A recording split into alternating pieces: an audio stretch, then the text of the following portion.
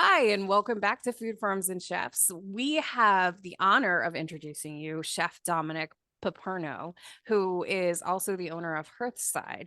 So, welcome to Food Farms and Chefs. Thank you. Happy to be here. So, I actually did a little bit of research on you because I always try to, but you have your pedigree in the culinary field is kind of up there. Like you've actually studied not just in the US, but you've also studied in other countries Yeah. for your culinary career. But tell our listeners like what who inspired you like in your life growing up and what led you to owning Hearthside. Yeah. I'm a firstborn generation American. My father's from Italy, my mom's from Germany.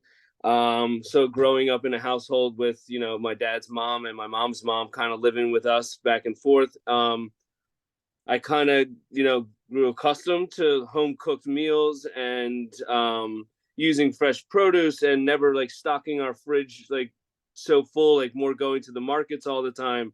Especially my dad's mom, like she kind of would just go get stuff as she needed it. Is kind of how we grew up. Sundays were like the big Italian dinner. Fridays were always German nights with my mom's mom making like goulash and beef stroganoff and schnitzel and all that kind of stuff. And so my brother and my sister and I, we grew up, eating really good food. We weren't really the family that went out to dinner all the time. We kind of ate home cooked meals, and it just kind of was ingrained into me that cooking is a really great way of surrounding the table with family and friends, and a good way for conversation and catching up on the day. We would always have dinner together, and I fell in love with the idea of feeding people, watching my grandmothers cook and my dad cooking with them and my mom cooking with them. And as kids, we were part of it too. I mean, we weren't just sitting there watching TV. They gave us chores to do, like peel the onion, peel the garlic, and all these kind of things. So, we were engulfed in the food since at a young age. I took more to it than my brother and sister. Um, but, I kind of always had this like underlining love for cooking. Even though I didn't know till later on in life that's what I wanted to do with my career. But even throughout college and high school, I found myself cooking for friends and, helping my dad in the kitchen all the time. Yeah, and I mean, cooking, just food in general, kind of brings everybody together. It's also a Yeah. way to, yeah, and a way to express love. But it's nice that you were brought up in a situation where, it wasn't your typical atypical American like household where we purchase too much food and then a lot of it goes to waste, which Yeah. I know was a concern of yours and part of the decision making process is food waste in the restaurant business too. So uh Absolutely. yeah. So how did that affect you as far as business sense, especially during the pandemic? Yeah, no, it really started, you know, right after the pandemic, and we started reopening and getting back to it, with the food costs just going up and up and up and up. Um, as a restaurant, you're starting to purchase, and then you're seeing like, the end of the week, what you're throwing away and what you're trying to save and what you're trying to preserve. And you can only pickle so many things, and you can only preserve so many things. And we try to cross utilize for like staff meals and stuff like that. But at the end of the day, we're at the mercy of the guest and what they want to order. Yeah. And how you're playing chess all the time with what to order for protein wise and how much do I need of this dish before you run out of it. And it got to the point where it was just like, we're throwing away, over $1,000 worth of food at any given time. And it's just like, it it didn't make sense anymore. With training in Italy, and with the amount of compost programs that they do in Europe, and the restaurant I worked at in Chianti, we didn't waste anything. Everything went to the farm, or you know their rules about feeding people outside of the restaurant are a lot less there than they are here. We would drop off foods to shelters and stuff like that, and it wouldn't be really much of a question. Yeah. We're helping feed people.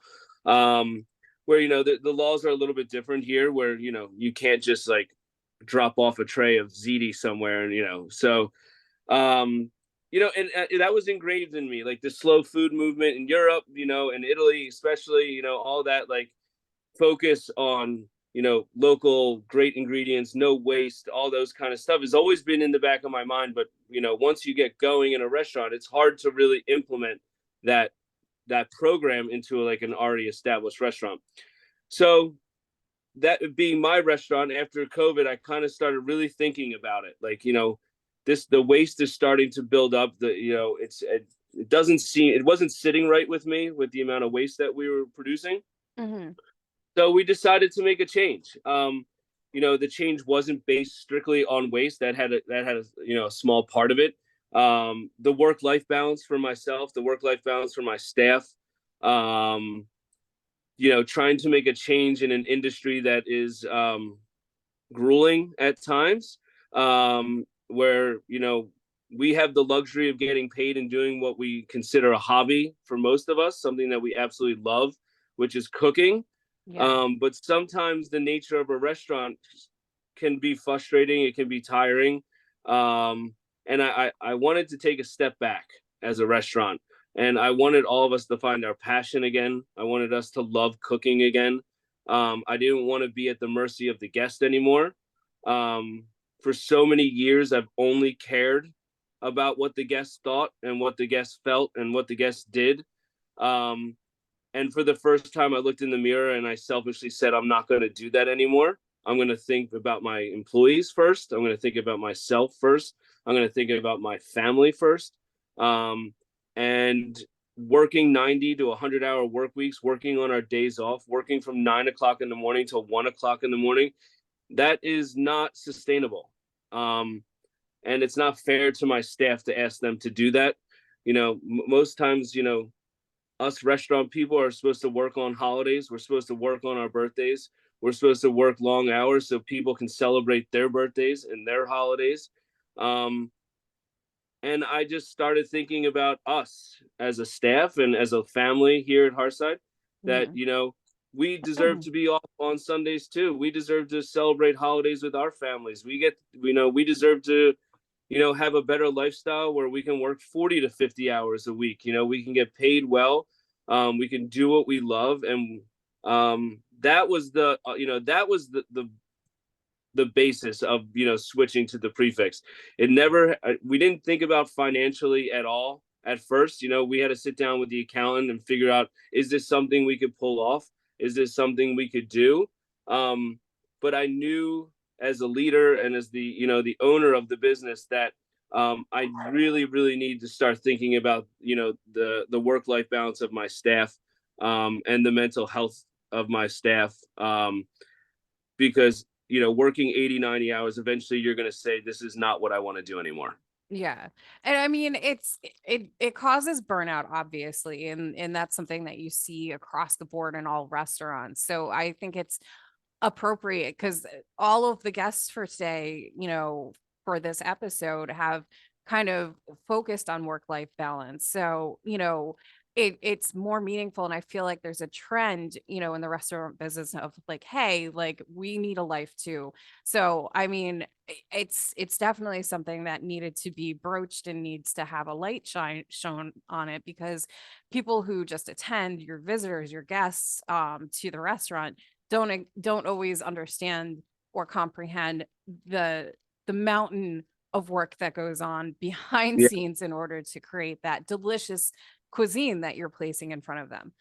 And not for nothing, because it's not that you don't want to think about, I don't think that you're eliminating your visitors or your guests palates and their ability to enjoy what they're eating, because you are presenting something that not only is beautiful on a plate, but also, for your presentation, but also, delicious, because you can see it just even from the photos. Yeah. I mean, there's just so much that goes into, you know, one of our signature dishes is like our Wagyu beef carpaccio, and like the amount of prep that goes in, like for the guests, they just order it and then in 4 minutes it's on their table. But Yeah. they don't realize that it's like a 3-day process for us to make that dish. Yeah. From rubbing down to searing to freezing and slicing and making crispy shallots and you know, making Thai basil aioli where we got to make this like really delicious Thai oil first, and then we could, it's just like, and then the hours and the manpower that all goes into, and then you Mhm. don't order it, and then we have to throw it away. So it was just like, I remember just like talking to our GM Ashley and my sous chef Tom, and I was just like, guys, like, selfishly, I think it's time for us to make a change. I was just like, Tom, you've been with me since almost day one. We were open September 17th. You started mid-October. You've been with me for 5 years. You rode the COVID, the pandemic wave. You've been here when we've been fully staffed. You've been here when we're short staffed. But I can't ask anything else of you. You're Yeah. already working 85 hours a week. We just lost another line cook. Me and you are working on our days off. Now you have to work a station and come in the morning and prep all day and make breads, and then after service me and you need to do stuff, and we're here till 1:30 in the morning. And I Yeah. was like, I haven't seen my daughter this week. So I was just like, it got to the point where it was just like something that I loved more than, outside of my family and my friends, cooking is like my love and my passion. There was weeks where I had resentment at my own restaurant. Like, I just didn't want to go to work because I was exhausted, I was frustrated.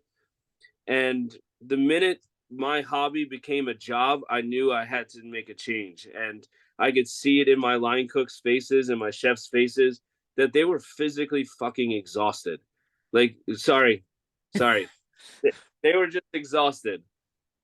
It's And yeah, sorry, kitchen. no, no, it's all right. It just I wanted to also, get into a little bit because we only have 3-ish minutes left. Yeah, Because you do have a tasting menu, so people yeah, will be able to enjoy like the labor of your love in that they can make a reservation, and it's I believe your reservations are for 2 people, so yes, maybe the price point might make people shy away, but what you offer, is yeah, delicious. So what is your current menu? Like, what's something on yeah. your current menu? So the current menu is actually, we're bringing back all of our classics, all the dishes that made us famous. Like, so we've been getting emails. When's the ceviche back? When's the carpaccio back? When's the prawns back? Well, it's back this week. So we've decided that every 4 or 5 tasting menus, which we do in a 2 week period, they're always somewhat themed. We've done Tuscan Steakhouse for 2 weeks. We've done Welcome to the Jersey Shore for 2 weeks. We did like an ode to Costa Rica where I lived for a while. And now we're like, this is the classics. So you can come in and get our signature Hamachi ceviche, our Wagyu beef carpaccio, our signature orecchiette pasta. So all of that's on it. And I've always said I understand that we've now become a restaurant that has a very high price point, and it's not something that I take lightly at all. It's something that I've lost sleep over. They're just like thinking about like the guests that would love to come in and just get a couple bites and and leave. Um, I I I understand, and it's not something I take lightly at all. It's just that selfishly, and I know I keep saying that word. It's not for you guys. It's for my staff. It's for myself and my family. For my kitchen help, my kitchen staff, their families, my front of the house, their families. That they get to see each other. They get to understand how much money they're now making per week. It's way more organized. We haven't thrown anything away in over 8 weeks. Everything's been cross utilized, whether it's for feeding our staff or feeding the dishwashers' families to take home, or using it as pickles and using it for upcoming menus. Um, we haven't thrown anything away besides maybe like something like a potato that's kind of rotted out, or that but nothing, no proteins have been wasted in over 2.5 months. Um, which is not only a great teaching point for my staff and for them to learn how to like utilize proteins and stuff like that, but it's also makes us feel good that we're not throwing anything away, and it's like, I don't know. I want the guests to know that when they do see the $125 per person, I don't take that lightly, but we are ordering and getting the greatest ingredients that we possibly can. We are sourcing the most beautiful produce for our menu. We are sourcing the most beautiful proteins, and we're calling all different purveyors to get different pricing, and trying to use stuff that people don't normally get at restaurants, and using 44 farm steak out of Texas, which is organically grown Black Angus, and having them dry age it for us for 35 days so that we can use it in an upcoming menu. Like we're doing our due diligence when it comes to sourcing our product, and I promise you that it shows on the plate. Yes. And that is actually the bigger point, is that you're not guests are not losing anything with this shift. They're actually probably gaining, because you can put all that much more effort and love into creating these meals. But we are unfortunately out of time. I So appreciate the time.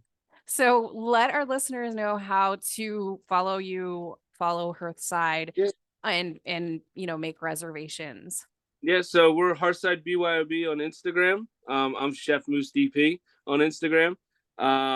We're on the Resi app for all reservations. We post our menus 2 weeks out to the day. We do offer walk-ins outside as well. If the reservation is not something you can lock yourself into, if you all of a sudden have a free night and you want to come join us, the outside is tasting menu, but also you have the option of ordering a la carte from our tasting menu. Outside only. Inside is for the tasting menus. But we look forward to having you guys, and with the summer and Jersey produce coming, we're really looking forward to the menus coming up, and we can't wait to feed y'all. All right. Thank you so much, Chef. Thank you, Everest. I appreciate it. Have a wonderful day. You too.